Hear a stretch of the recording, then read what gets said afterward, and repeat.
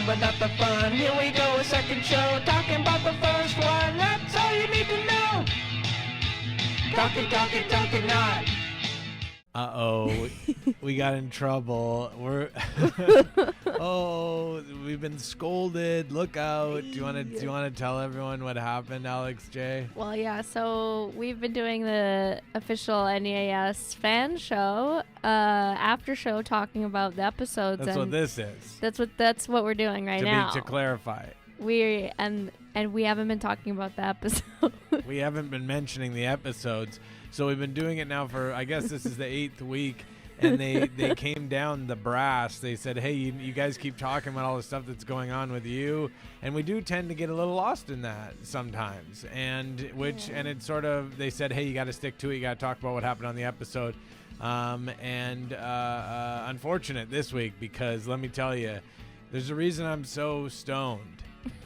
It's because I'm working through what happened this week. It was a catastrophic event, and if we could talk about it, I would. Speaking of this week's call. Yeah, see, and she really took it to heart. This week's call. So yeah, what did you want? You wanted to talk about the episode, and it looks like you're just trying to really rack your brain to remember what happened on the episode. So well, I remember this. I mean, how could you forget the Stooge crew? Yeah, the old Iconic. Stooge crew. Nyuk. Yeah, the Stooge crew is back. 2 weeks in a row.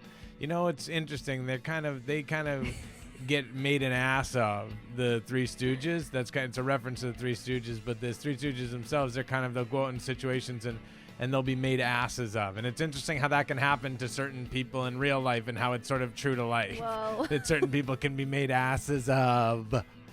You know what I'm saying? Oh, but you know who don't know much? It's Butch. Yeah. Oh, you're bringing it back. Butch. Yeah, Butch. You know who also don't know much is someone else who might be in a situation where they've been misled in a certain way. You know what I'm saying? You know, the pranksters really do mislead the call screeners. Okay, and you're doing a pretty good job here. You can see Alex is really doing her best trying to get back on topic. And I will say the Officer Steve call this week was great.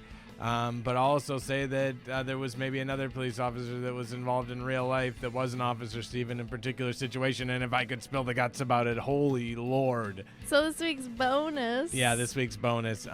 We've got a Patriot Pete video call. Wow. And Patriot Pete, he basically rolls in on a show.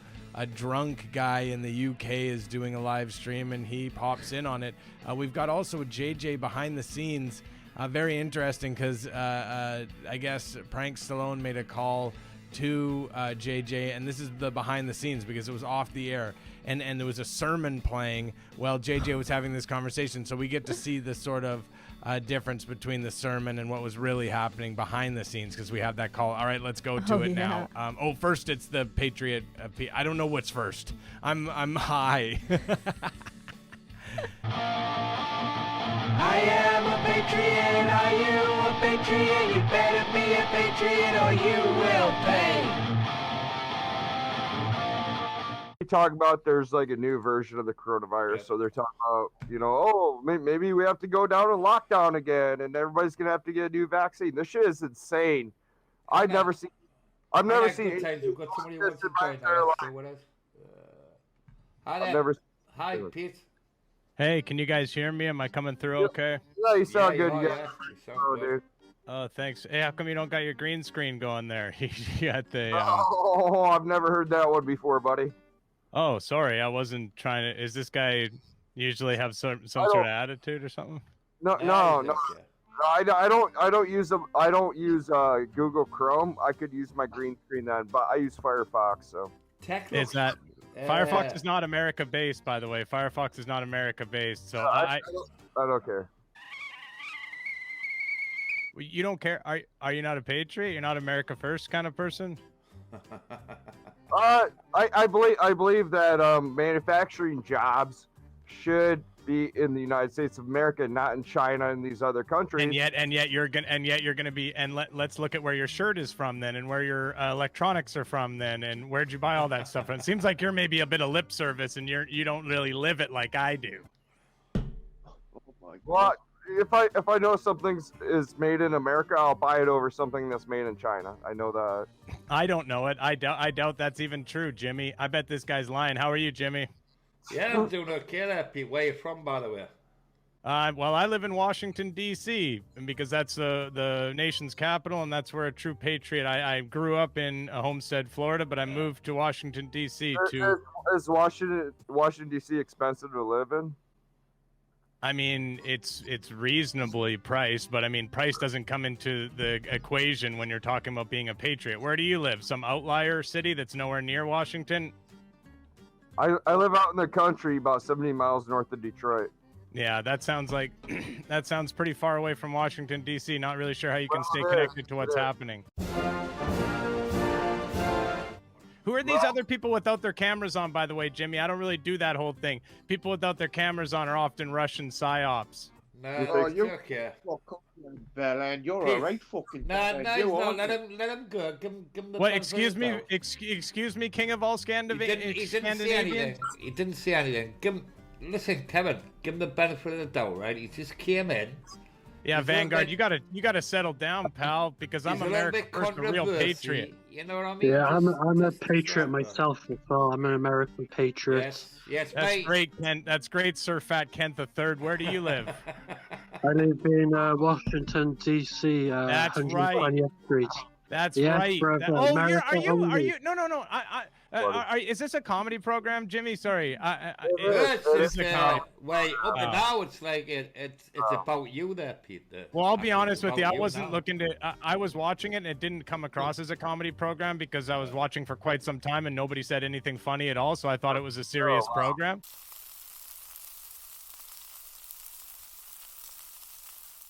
Well, so, I'm glad you come on there, Peter, to shake things up a little bit. I like that. I like Jimmy. I like the fact that you're clearly extremely intoxicated doing a live stream. I like that, my friend. That's the American I'm not way. Intoxicated. You're slurring your words, sir. You're obviously drunk, and I love that. That's the American. Yes, you are. Notice you're drunk. Everyone that's watching. I can call this out. It's a fed in 2 seconds. Peter, listen, right? Peter, did you come here to cause controversy? Come on now. I didn't come here to cause controversy. I came here to talk about the America First agenda, but I didn't know Mohawk over here wants to flash a can into the screen. I got no interest in it. I got no interest. This is actually globalist shit as far as I'm concerned. I'm going to take off. See you later, good times. See you later, good times. Maybe learn how to use a green screen, dipshit. Bye-bye, Peter. See you later, dude. Wow, that guy was angry. He was very angry. What's wrong? He was angry. His life must suck. I think he came up for a reason. I think he came up to cause controversy. He's clipping it right now as we're talking. He's got to upload it somewhere. You guessed it. Thanks, Stallone.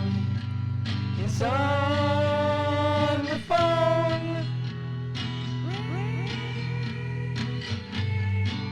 America has had a tragic falling away from sound reason and logic and common sense of our nation's founders and pioneers. Jesus told us of this time.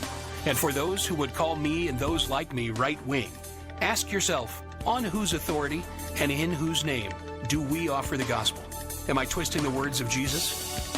I lean on his wisdom, and I defer to his own words to address this current stiff-necked generation of rebellion. 2 Timothy chapter 4, verses 2-5. Preach the word.